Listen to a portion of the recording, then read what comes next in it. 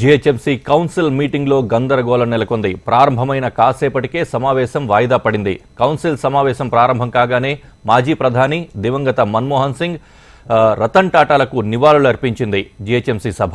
నివాళుల అనంతరం సభ వాయిదా పడింది. ఇక సమావేశాలు ప్రారంభం కాగానే మూడు పార్టీలు కౌన్సిలర్లు పోటాపోటీగా నినాదాలు చేశారు. గందరగోళంతో సభ వాయిదా వేశారు.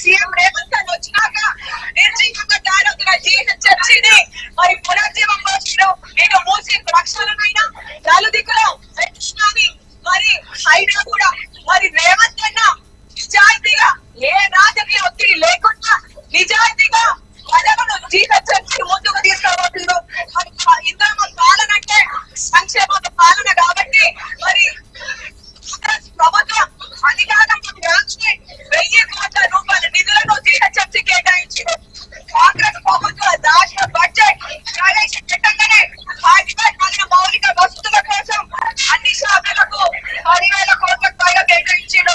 మరి బడ్జెట్ జీహెచ్ఎంసీ కోసం వివిధ అభివృద్ధి పనులకు 3,065 కోట్లు ప్రత్యేకంగా జీహెచ్ఎంసీకి రేవంత్ అన్న హైదరాబాద్ నగరాన్ని అభివృద్ధి చేసే దిశగా ముఖ్యమంత్రి రేవంత్ అన్న హెచ్సిటీ ప్రాజెక్టులను తీసుకొచ్చారు. మరి ప్రాజెక్ట్ లో భాగంగా 732 కోట్లను కేటాయించింది కాంగ్రెస్ ప్రభుత్వం. జీహెచ్ఎంసీలోని వివిధ జోన్లుగా 5,940 కోట్లతో ప్యాకేజీల 23 పనులు చేపట్టేందుకు నిధులు కేటాయించారు. మరి కాంగ్రెస్ ప్రభుత్వం కేటాయించిన సంక్షేమంగా విజయోత్సవ సందర్భంగా కొద్ది రోజుల కిందట 1,090 కోట్లు పనులకు రేవంత్ రెడ్డి స్వయంగా శంకుస్థాపన స్వయంగా చేసిండ్రు. అభివృద్ధి కోసం 50 కోట్లతో చెప్పారు ముఖ్యమంత్రి.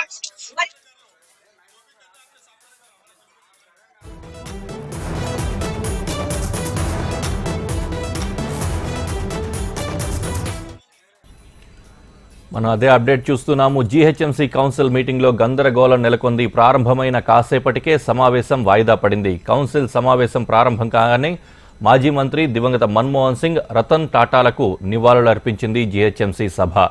నివాళి అనంతరం సభ వాయిదా పడింది. సమావేశాలు ప్రారంభం కాగానే మూడు పార్టీల కౌన్సిలర్లు పోటాపోటీగా నినాదాలు చేశారు. గందరగోళంతో సభను వాయిదా వేశారు మేయర్ గద్వాల విజయలక్ష్మి.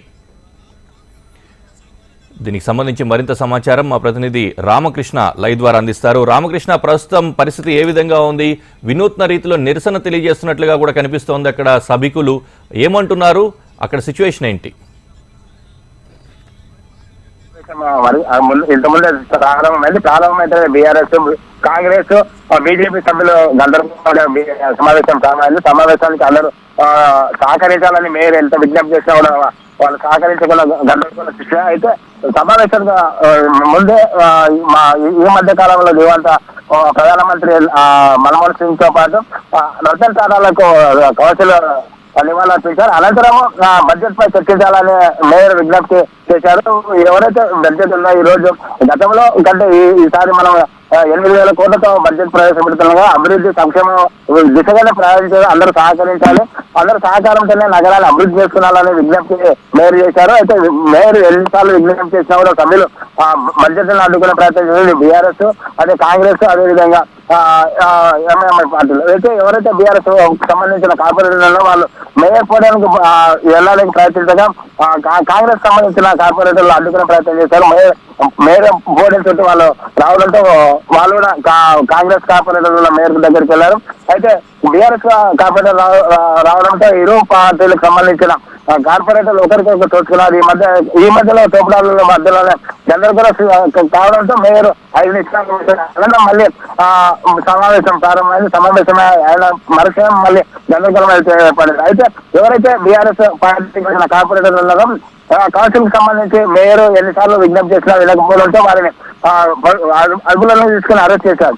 అయితే వారైతే మేము ఏదైతే ప్రభుత్వం అభివృద్ధికి నోచుకోకుండా నగరాన్ని వెనకబాటుకు గురి చేస్తుంది కాబట్టి మేము ప్రశ్నించడంలో మనం అరెస్ట్ చేస్తున్నారు బీఆర్ఎస్ సంబంధించిన కార్పొరేటర్లు అంటున్నారు. అయితే గతంలో కూడా గత బడ్జెట్ సమావేశంలో ఈ విధంగానే చేశారు. బడ్జెట్ సంబంధించి చేయాలంటే చర్చించకుండానే కొందరు అరెస్ట్ చేసి బడ్జెట్ ఆమోదించుకున్నారనే ఉద్దేశంతోనే ఇప్పుడు కూడా బడ్జెట్ ఆమోదించాలనే ఉద్దేశంతోనే మమ్మల్ని అరెస్ట్ చేస్తున్నారని బీఆర్ఎస్ కార్పొరేటర్లు అయితే ఆరోపిస్తున్నారు. అదే బీఆర్ఎస్ సభ్యులను అదుపులోకి తీసుకున్నట్లుగాను తెలుస్తోంది. కాంగ్రెస్ బీఆర్ఎస్ సభ్యుల మధ్య తోపులాట కూడా జరిగినట్లుగా తెలుస్తోంది. విజువల్స్ కూడా కొద్దిగా రసాభాసగానే కనిపిస్తూ ఉన్నాయి. అయితే దీనికి సంబంధించి కాంగ్రెస్ ఏ విధంగా డిఫెండ్ చేస్తోంది, ఎందుకు ఈ విధంగా జరిగిందని చెప్తోంది? అంటే కాంగ్రెస్ బీఆర్ఎస్ పార్టీల మధ్యనే ఈ రోజు కౌన్సిల్ ప్రారంభమైనప్పుడు తోపులాట జరిగింది. అయితే ఇది ఎవరైతే బీఆర్ఎస్ కి సంబంధించిన కార్పొరేటర్లను అడ్డుకునే ప్రయత్నం చేశారు, ప్రసంగం ప్రారంభించారు. బడ్జెట్ పై చర్చించాలని మేయర్ విజ్ఞప్తి మేరకు మేయర్ కాంగ్రెస్ సంబంధించిన సభ్యులకు సమయం ఇచ్చారు. వన్ బై వన్ గా అయితే అందరూ చర్చించారు. సమావేశంలో చర్చిద్దాం కాబట్టి అందరూ సహకరించాలని విజ్ఞప్తి చేశారు. అయితే బీఆర్ఎస్ నేతలు మాత్రం ఎట్టి పరిస్థితుల్లో చర్చలు వాళ్ళు గందరగోళం సృష్టించారు కాబట్టి వారిని విజ్ఞప్తి చేశారు. బీఆర్ఎస్ కి సంబంధించిన కార్పొరేటర్ ఎవరైతే వారు సహకరించాలి, అభివృద్ధికి మనం అడ్డు కాకూడదు, ప్రతి ఒక్కరు సహకరించాలని వారు ఎన్నిసార్లు విజ్ఞప్తి చేసినప్పటికీ బీఆర్ఎస్ నేతలు అయితే వారు వినకపోవడంతో వారిని అరెస్ట్ చేసి ఇచ్చేశారు. హరీష్, మరోవైపు అవిశ్వాసం కూడా ప్రవేశపెట్టే ఆలోచనలో బీఆర్ఎస్ ఉన్నట్లుగా తెలుస్తోంది. మనకి ఏదైతే 4 సంవత్సరాల కాల వ్యవధి ఉందో స్పీకర్కి సంబంధించి వారి కాలపరిమితి ముగిసిన తర్వాత అవిశ్వాసం ప్రవేశపెట్టాలి అని చెప్పి అనుకుంటూ ఉన్నారు. ఏదైతే వాళ్ళకి ఆ డెడ్ లైన్ ఉంటుందో ఆ తర్వాత దానికి సంబంధించి ఏమన్నా ఇది ఫౌండేషన్ లాగానో లేకపోతే ఆ ఎత్తుగడలో భాగంగానే దీన్ని చూడొచ్చా ఈరోజు అంశాన్ని? ఈ రోజు